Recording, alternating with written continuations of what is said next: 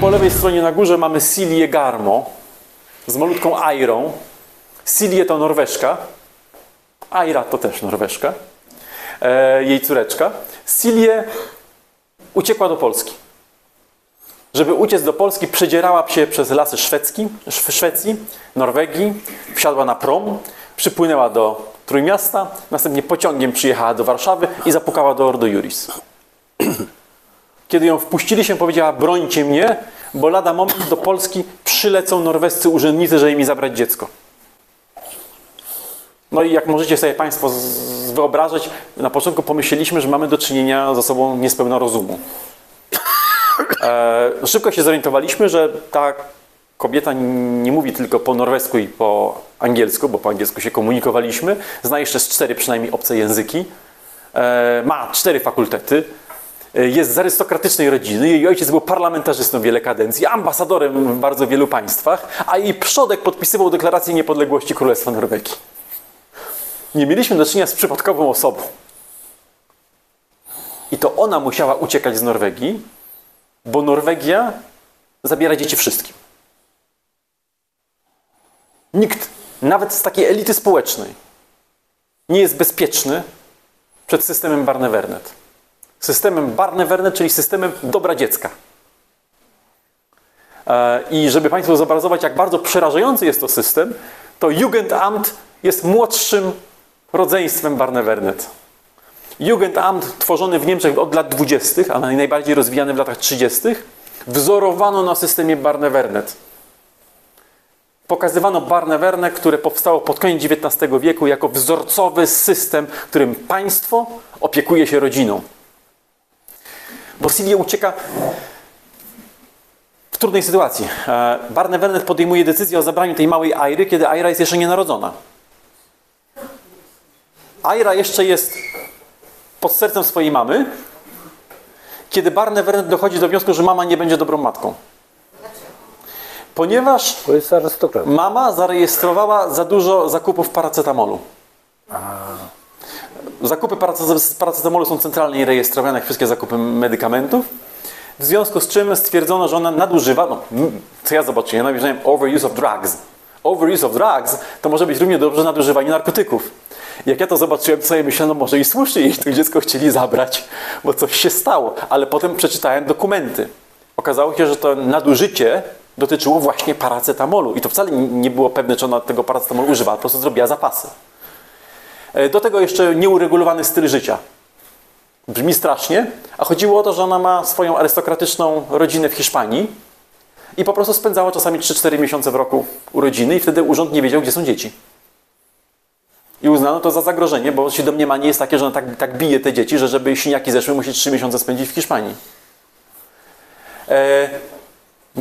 Bo jeszcze ma starszą córkę, córkę zresztą jej odebrano, starszą. I kiedy tylko była w ciąży, postanowiono odebrać Airę. Barnevernet miał zresztą bieżący dostęp do jej karty medycznej. Nikt nam w to nie wierzył. W Ministerstwie Sprawiedliwości patrzono na mnie, w Ministerstwie Spraw Zagranicznych w Polsce, patrzono na mnie jak na wariata, kiedy to opowiadałem, że urząd ma dostęp do karty medycznej pacjenta, łamiąc tajemnicę medyczną. I pamiętam, ten ambasador w MSZ, z którym ja rozmawiałem w Polsce, tak wysłuchał mnie i mówi na końcu: no, panie mecenasie, ale Norwegia to ojczyzna praw człowieka. O czym my w ogóle mówimy? A my przedstawiliśmy wtedy wydruki z logów systemu. I w tych logach systemu mieliśmy wejścia z Barnevernet zarejestrowane. Okazało się, że to jest normalna praktyka. I kiedy wiedzieli, że ona ma zapisaną cesarkę, to już byli pod salą. I zaraz po wyjęciu dziecka z łona matki, w pierwszej godzinie podeszli do niej i powiedzieli: zabieramy dziecko, chyba że zgodzi się pani dobrowolnie udać do domu samotnej matki. Dom samotnej matki to takie miejsce permanentnej inwigilacji. Tam są kamery, mikrofony, są takie mini mieszkanka i panie, które są tam osadzone, raz w tygodniu słyszą wchodzącą policję z Barnevernet. Policja z Barnevernet wchodzi do któregoś z mieszkanek, zabiera dziecko, stwierdzając, że już wystarczy, już wiemy, że nie nadaje się pani na matkę. A pani, proszę posprzątać mieszkanie i wracać do domu. I wtedy pozostałe się zamykają w swoich mieszkaniach i drżą, żeby to nie po nie, tylko że je po inną. Szczęśliwie Silje nie była przypadkową osobą. Miała dwóch pełnomocników. Jeden to był szef adwokatury w Oslo, pan, a drugi był do niedawna szefem policji w Oslo. Dało radę w każdym razie ustalić, że kolejnego dnia po nią przyjdą. Więc ona uciekła. Zebrała Airę i uciekła. Rzadko który Norweg jest w stanie się przeciwstawić państwu. Ona była w stanie. To był heroiczny ruch po stronie tej mentalności propaństwowej norweskiej. Zabrała dziecko, uciekła, odwiedziła znajomego rodziny, dziekana psychologii na Uniwersytecie w Oslo, który wykonał wszelkie możliwe testy psychologiczne. Schował je w kasie pancernej. Dlaczego? Bo oni zawsze robią z tych, którzy uciekają, wariatów. W związku z czym były wszystkie testy psychologiczne i słusznie, że były, bo kiedy już uciekła, nie leciała samolotem, bo Barnevernet ma wykaz pasażerów zawsze. W związku z czym zatrzymałby odlot samolotu i zostałaby pojmana. Uciekła przez Szwecję do Polski i słusznie, że miała te testy psychologiczne. Dlaczego? Bo Norwegowie od razu wystawili za nią listy gończe. Stwierdzając, że, uwaga, popełniła przestępstwo, poważne przestępstwo, podpaliła dom. To był formalny akt oskarżenia. Prokuratura stwierdziła norweska, że są podstawy do oskarżenia jej o podpalenie własnego domu, w domyśle, żeby zabić dziecko albo rodzinę. Jaki problem? No problem polega na tym, że ten dom nigdy nie płonął. Nigdy nie płonął.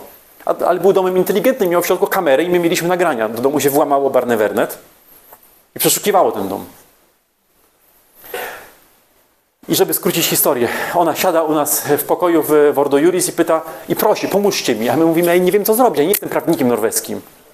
Gdybyście byli Polakami, no to polski konsul z nami mógłby coś spróbować zrobić, ale wy jesteście Norwegami. Ona mówi, ale pomóżcie mi. Ja znam się na prawie, mówi, ja studiowałem stosunki międzynarodowe, wiem, że Polska ma w konstytucji ochronę rodziny. Ja wiem, że macie rząd, który chce chronić rodzinę, dlatego do was uciekłam. No pomóżcie mi. No ja po 2 dniach, właściwie non-stop u nas siedziała i po 2 dniach mówimy, no dobrze, no złożymy wniosek o azyl polityczny. Nie mamy innego pomysłu. To trwało 2 lata.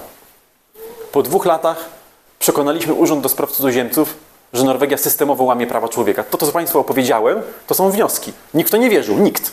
To brzmi jak teoria spiskowa, wszystko. Ale na wszystko mieliśmy dokumenty. Na wszystko, na każdy fakt był dokument.